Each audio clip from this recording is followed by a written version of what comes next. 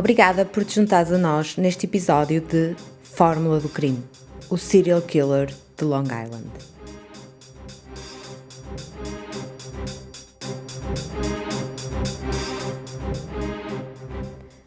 Anteriormente, em Fórmula do Crime, o serial killer de Long Island. Durante várias, cerca de 4 ou 5 chamadas, este homem usa os telefonemas para aterrorizar Amanda. Profere insultos e, no decorrer da última chamada, feita a 26 de agosto, confessa finalmente que matou Melissa. Um aviso aos ouvintes: o seguinte podcast apresenta conteúdo que pode não ser indicado para todas as pessoas. Este episódio é continuação do anterior. Por isso, se apenas nos estás a ouvir agora, vai até o nosso podcast e seleciona o episódio 1 para não perderes pitada deste caso. A 13 de dezembro de 2010, a polícia do condado de Suffolk apercebe-se das consequências de uma pesada descoberta. Neste dia, são encontrados 2 corpos na vizinhança do local de desaparecimento de Shannon Gilbert e a poucos metros de outro corpo encontrado apenas 2 dias antes.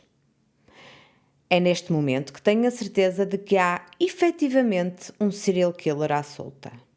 E apesar de não quererem que o pânico se instale, não podem fazer muito para o evitar. Está à vista de todos, é um raciocínio básico e mais do que lógico. Afinal, num raio de poucos metros, os corpos continuam a aparecer. Este parece ser o local eleito pelo assassino para descartar as suas vítimas.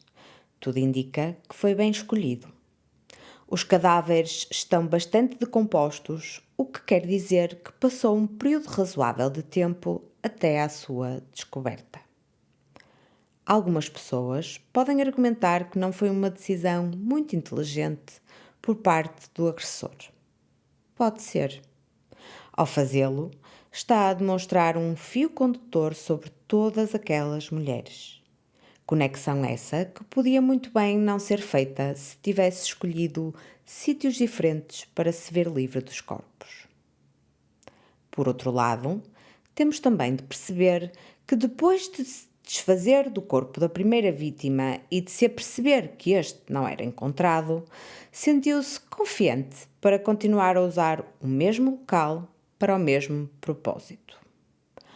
Provavelmente continuaria a usá-lo até que alguém soasse o alarme, o que eventualmente veio a acontecer em dezembro de 2010. Uma das vítimas encontradas, a desconhecida 2, estava amarrada com vários cintos. Um deles tinha as iniciais HM ou WH gravadas. A interpretação depende do posicionamento do cinto. Tinha sido estrangulada. Mais uma vez, tratava-se de uma acompanhante de baixa estatura. Tinha cerca de 1,50 m. Não sei exatamente como é que as autoridades chegaram à sua identificação, mas muito provavelmente as tatuagens que tinha e algumas cicatrizes, entre as quais uma cicatriz de cesariana, ajudaram a dar um nome à vítima. Trata-se de Maureen Brainard Barnes. Como já é habitual, quis saber um pouco mais sobre esta vítima e as circunstâncias que levaram ao seu desaparecimento. Estas informações são essenciais para melhor compreender o seu percurso, o que as levou a tomar determinadas decisões e, eventualmente, como foram visadas pelo seu assassino. Durante a minha jornada, fiquei a saber que Maureen Brainard Barnes vivia em Norwich, uma cidade que pertence ao condado de New London e ao estado de Connecticut. Nascida a 14 de junho de 1982, cresceu em Groton, uma cidade conhecida por albergar a base de submarinos naval de New London e a General Dynamics Electric Boat, uma empresa que constrói submarinos para a Marinha dos Estados Unidos há mais de 100 anos. É uma cidade maioritariamente constituída por operários e tradicionalmente relacionada com a vida naval. Estas duas empresas, juntamente com a farmacêutica Pfizer, constituem as principais entidades empregadoras da zona. Norwich, a cidade onde a vítima residia, e Groton, onde cresceu, distam entre si cerca de 23 quilómetros. Ambas pertencem ao mesmo condado e ao mesmo estado. A Maureen cresceu com a mãe e os irmãos. Tinha contacto com o pai, embora este não fosse uma presença muito assídua na sua vida. A mãe trabalhava muito para garantir o sustento da sua família monoparental. Com 3 filhos e empregos de baixo rendimento, a vida não era fácil e muitas vezes tinha de trabalhar durante a noite, deixando com regularidade os seus filhos em casa. Tirando isso, a sua infância foi normal. Tinha os irmãos, amigos e a sua comunidade. Com o passar dos anos, começou a manifestar a sua veia artística. Gostava muito de escrever e de colocar os seus pensamentos no papel. Escrevia diários, poesias e letras de música, principalmente de rap. Planeava um dia atingir o estrelato como escritora, cantora ou quem sabe até atriz. Como seria de esperar, lia imenso e tinha boas notas, algo que já vem sendo comum a todas as vítimas que eu já abordei. Por isso, tinha todas as qualidades necessárias para conseguir concretizar o seu grande plano. Esse plano é, contudo, subitamente colocado em espera quando, aos 16 anos, descobre que está grávida do namorado e, aos 17, abandona a escola. Casa com o namorado e, entretanto, consegue o seu GED. O GED é um teste de desenvolvimento educativo geral que consiste num conjunto de testes que aborda 4 temas: línguas, matemáticas, estudos sociais e ciência. No fundo, é um certificado que dá equivalência a um diploma de conclusão do ensino secundário, que na altura Maureen não tinha conseguido finalizar por ter sido mãe. O matrimónio dura algum tempo, mas o casamento eventualmente termina em divórcio. Nele fica acordado o direito de Maureen à guarda partilhada da filha de ambos, Nicolette. No que diz respeito ao seu percurso laboral, ela trabalha em várias lojas, essencialmente como balconista e também num casino da zona. Uma vez que não tinha desenvolvido uma carreira em nenhum campo em particular, os trabalhos que conseguia não eram propriamente especializados e o salário que lhes correspondia permitia-lhe apenas pagar as suas contas à justa e, muitas vezes com frequência, não conseguia respeitar todos os compromissos mensais atempadamente, o que a colocava num grande stress financeiro. Ninguém pode afirmar com toda a certeza a razão que levou cada uma das vítimas a enveredar pela prostituição. Apenas elas poderiam responder a isso e, infelizmente, já cá não estão para nos elucidar. Parece-me, no entanto, que partilham muitos fatores entre si. São fruto de famílias de parcos recursos, criadas por mães que trabalham muitíssimo e todas tinham a legítima aspiração de sonhar mais alto, de subir na escada social. Afinal de contas, estavam na América, a terra dos sonhos, onde tudo, mas tudo mesmo, é possível. Não sabemos exatamente como Maureen entrou em contacto com este mundo. Podemos, no entanto, supor que o fez para fazer face às suas despesas e para se manter à tona.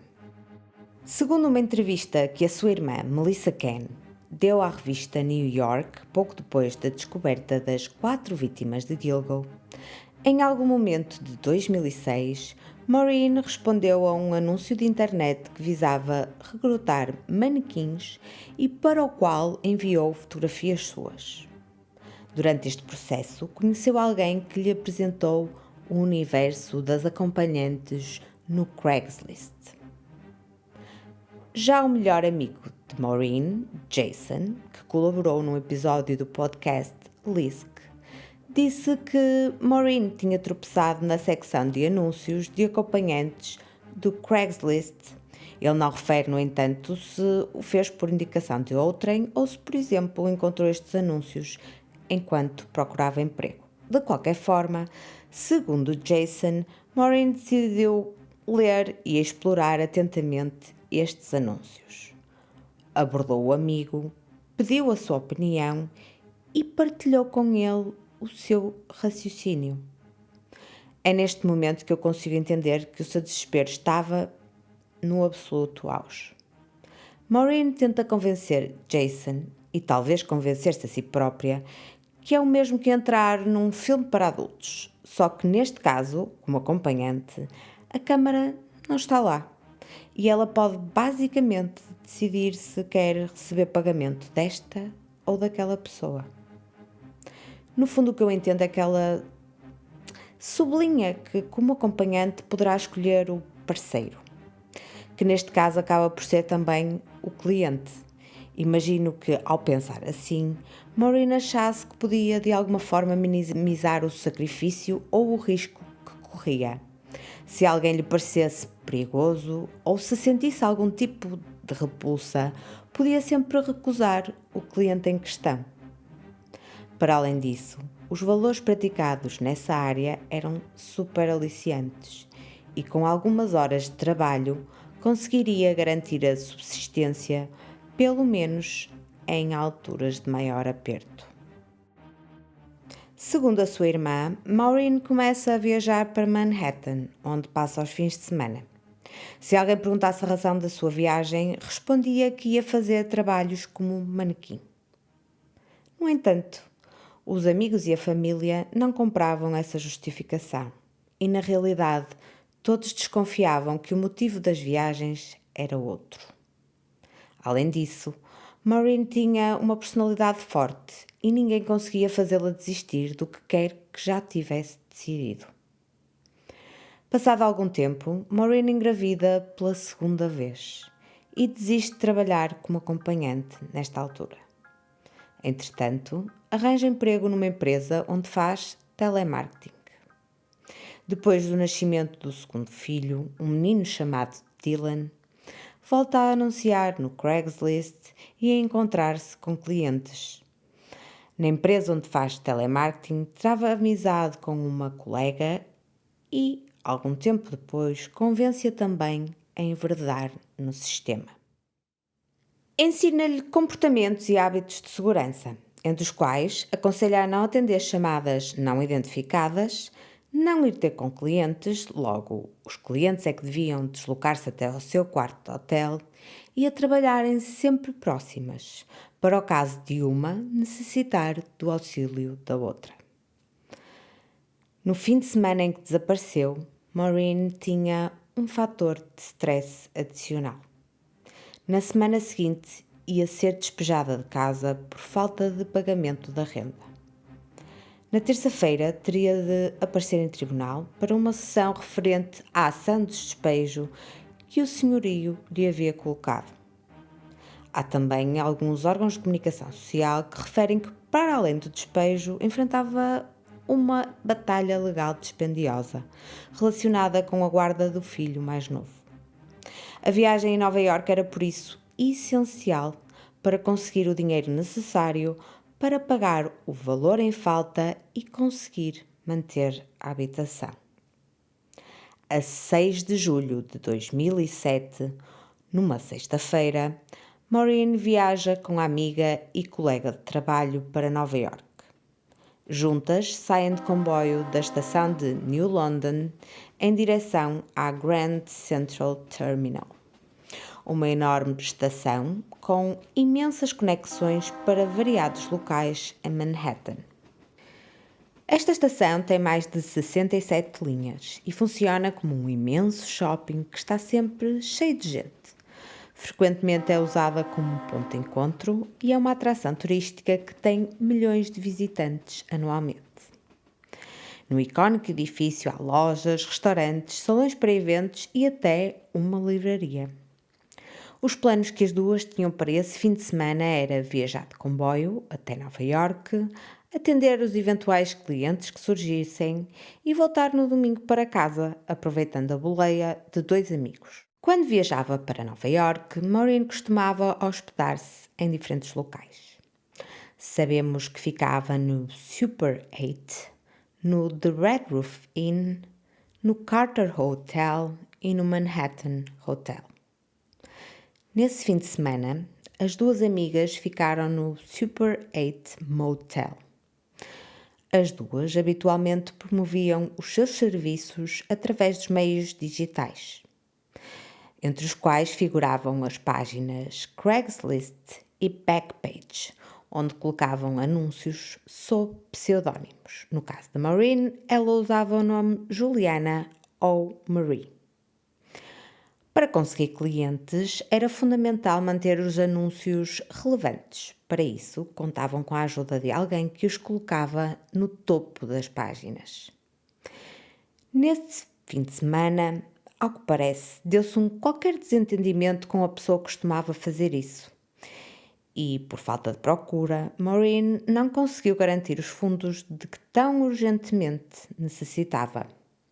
Sem isso, os dias não se adivinhavam risonhos e Maureen tinha perfeita consciência disso.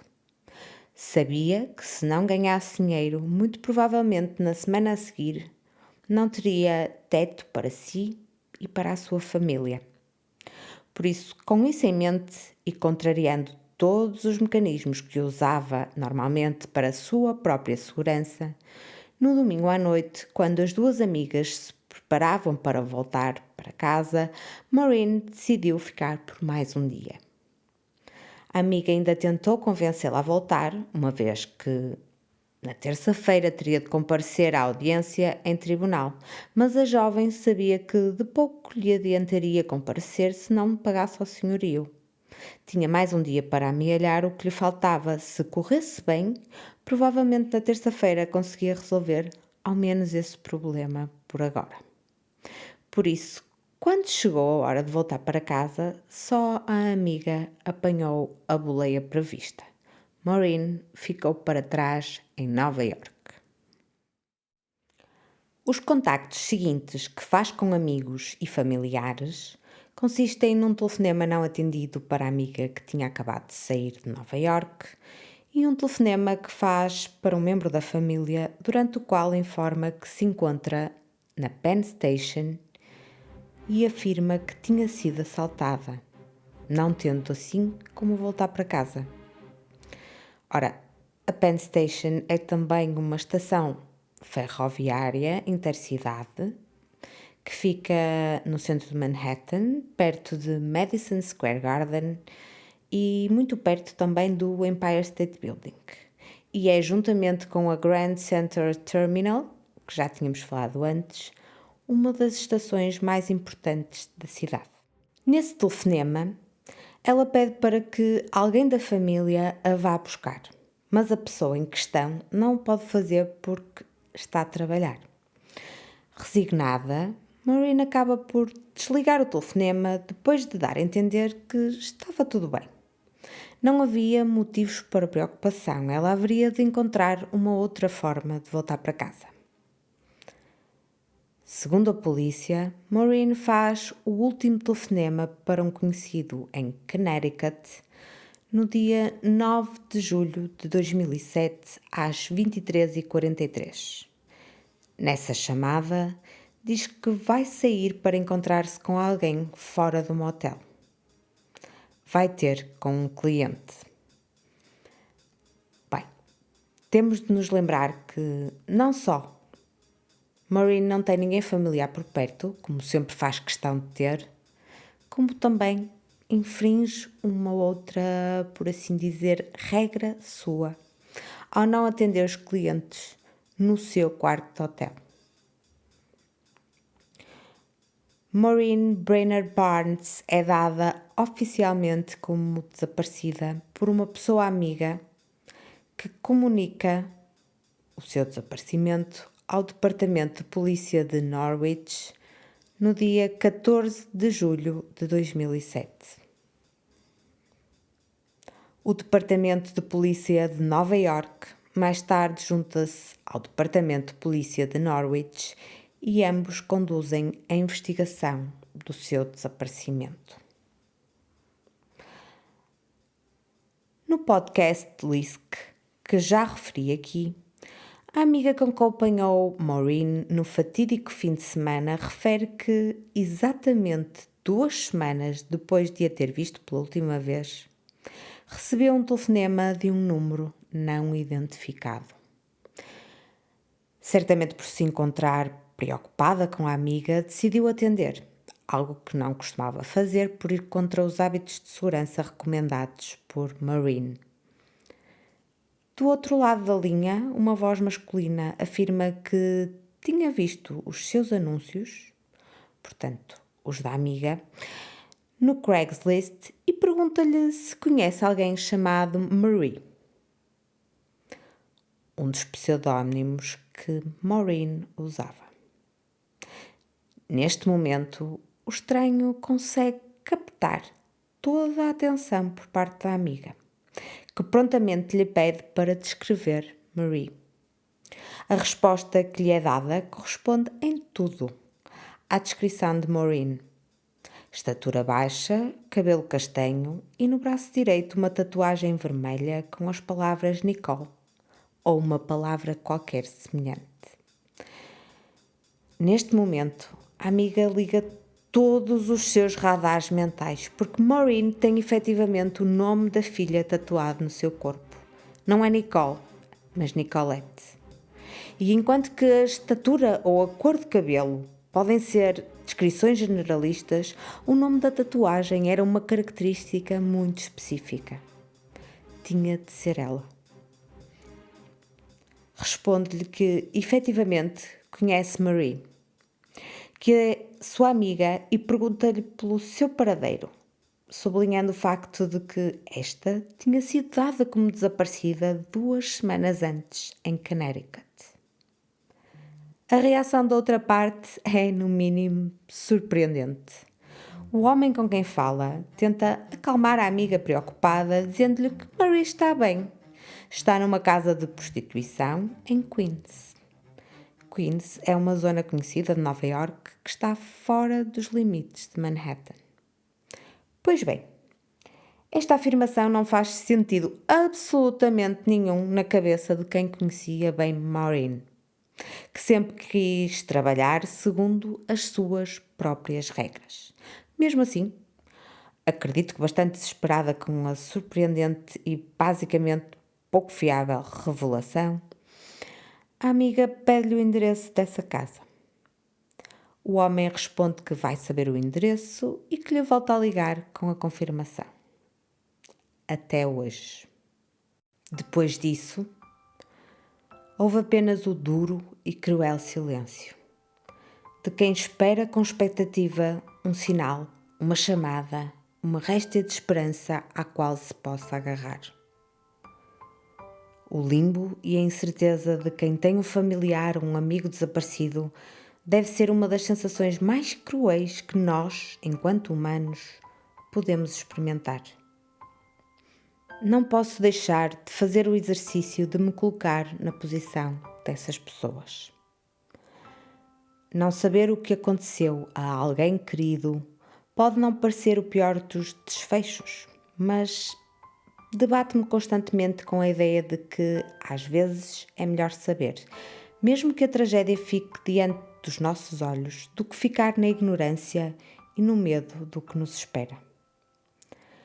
A incerteza faz-nos agarrar a uma réstia de esperança, é certo, mas não nos permite avançar, lidar com o problema e, de alguma forma, arranjar forças para prosseguir, tentando com que se faça justiça ou então aceitando que não há nada que possamos fazer para alterar a realidade do já acontecido.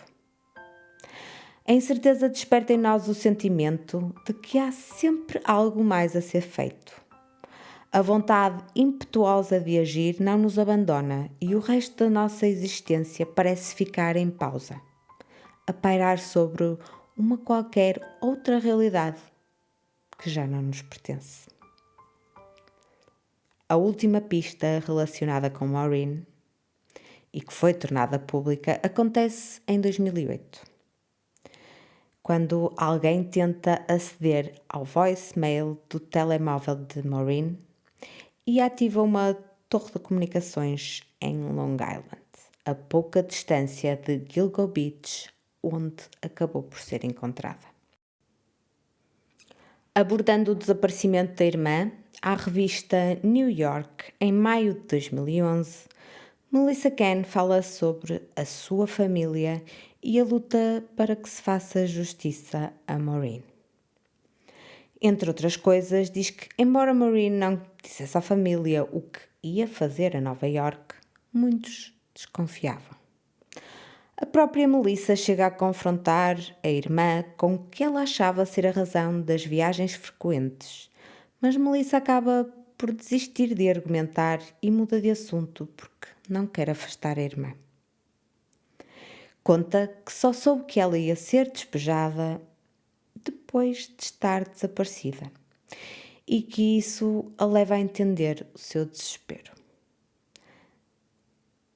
Percebe-se também que o facto de Maureen não ter aparecido em tribunal foi o primeiro sinal de que havia alguma coisa muito errada, porque essa era a sua última oportunidade de evitar ficar sem teto. Revolta-se com as considerações feitas sobre Maureen, sublinhando que, apesar do que fazia, continuava a ser uma mãe, amada pela filha e pela sua família. Ressalva que Maureen tinha só 25 anos, tinha muita vida pela frente e com certeza não planeava prostituir-se para o resto da vida. Como outras famílias, aponta o dedo à polícia que, uma vez mais, falhou. Falhou logo com o primeiro agente, que desconsiderou a sua preocupação, assim que lhe disse o que Maureen fazia em Manhattan. Oh, que estranho! Parece que estamos a ter assim um déjà vu coletivo neste exato momento. O sistema falhou. E falhou também quando foram necessários 2 anos e meio para que o nome de Maureen Brainard Barnes figurasse no Registro Nacional de Pessoas Desaparecidas. 2 anos e meio, imaginem só. Falou sobre as inúmeras viagens que a família fez para encontrar a irmã pelos próprios meios e de como a busca por respostas a levou quase à insanidade. Pelo caminho ficou o emprego que perdeu e os anos que investiu para tentar perceber o destino que levou Maureen. Melissa mergulhou em cada e-mail, mensagem escrita e registro de telemóvel, com a esperança de conseguir reconstituir os últimos momentos antes do desaparecimento da irmã. Nas suas próprias palavras, e passo a citar: "Posso encontrar um outro trabalho, mas não outra irmã. Continuar com a minha vida far-me-ia sentir culpada." Fim de citação. A Maureen não é só uma parte de um puzzle com 1 milhão de peças, mas é sem dúvida uma parte importante que nos vai levar à resolução da fórmula do crime. Por que é que saiu para se encontrar com o cliente fora do hotel? Por que é que contrariou todas as regras que sabia serem fundamentais para garantir que ficava em segurança? Será que foi o desespero por ter sido assaltada e ter ficado sem dinheiro sequer para voltar para casa? Ou por outro lado, decidiu que, uma vez que não podia voltar, ficaria, como planeado, mais uma noite, durante a qual ia tentar arrecadar o máximo que conseguisse? Mas porquê fazê-lo fora de motel? Será que o pagamento era irrecusável e arriscaria acreditando que tudo iria correr bem? Ou será que a pessoa que a contactou já era um cliente habitual, que lhe dava garantias suficientes para que ela baixasse a guarda? Tratar-se-ia de alguém influente, acima de qualquer suspeita, um nome conhecido de todos, um político, uma pessoa famosa, um polícia ou um juiz? Quem quer que a tenha contratado naquela noite, provavelmente foi a última pessoa a vê-la com vida. E também, muito provavelmente, foi o seu carrasco. Nenhuma hipótese pode ser ignorada. Todas as perguntas têm de e devem ser feitas. Maureen saiu do seu hotel em Manhattan e acabou por aparecer 2 anos e meio depois em Long Island. Mais uma vez Manhattan, mais uma vez Long Island, mais uma vez uma acompanhante que anunciava no Craigslist, mais uma vez uma mulher de estatura pequena e composição frágil que não se conseguia defender. Maureen deixou para trás uma família destroçada e inconformada e 2 filhos menores que ficaram privados do convívio e do amor de uma mãe que estava disposta a tudo para os proteger e manter perto de si. Vai ser para sempre recordada através da memória de todos que a estimavam. Os tantos blocos de notas que preencheu ao longo dos anos vão eternizar os seus pensamentos que por cá permanecerão. Alguém foi responsável por privar Nicolette e Dylan do seu direito a ter uma mãe. Eram tão pequenos e dependentes quando desapareceu. Precisavam tanto do apoio e do carinho que só uma mãe consegue dar. Nada nem ninguém conseguirá preencher esse vazio, esse buraco deixado por uma perda tão dolorosa. Mas a sua passagem por este mundo não passou em vão. Maureen deixou cá 2 sementes. E muito embora não tenham tido a oportunidade de conviver com a mãe, quem sabe não a ficam a conhecer intimamente através das suas próprias palavras, ao mergulhar nos seus cadernos onde tão afincadamente se dava a conhecer. Eu espero sinceramente que seja esse o caso. Hoje, já adultos, terão a maturidade necessária para compreender a mãe adolescente e jovem adulta, os desafios que enfrentou e as decisões que acabou por tomar. Desejo também que num futuro próximo seja possível preencher todas as respostas deixadas em branco durante tanto tempo. Como, quando, porquê, onde. Na parte que nos toca, vamos tentar responder a todas essas questões. Mas ainda há muito por desvendar. Cá estaremos para acompanhar os desenvolvimentos e para vos mostrar quem eram as pessoas por trás dos números que parecem aumentar a cada dia que passa.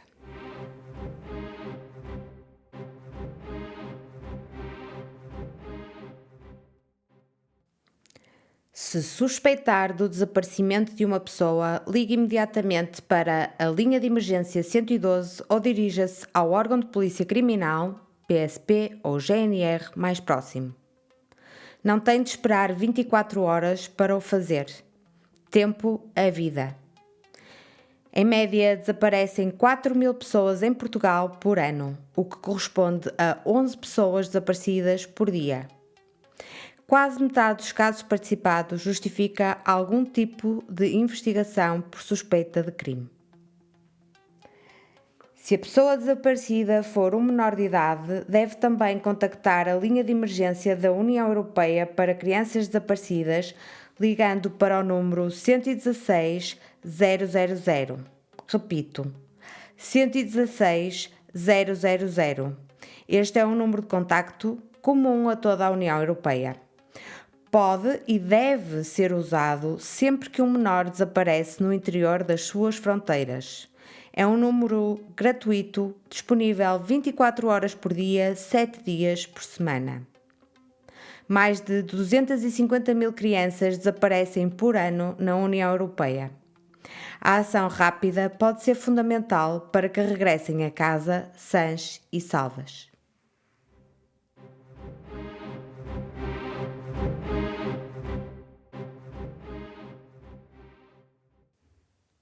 Esta foi uma produção de Fórmula do Crime, a equipa que te traz os crimes reais em português.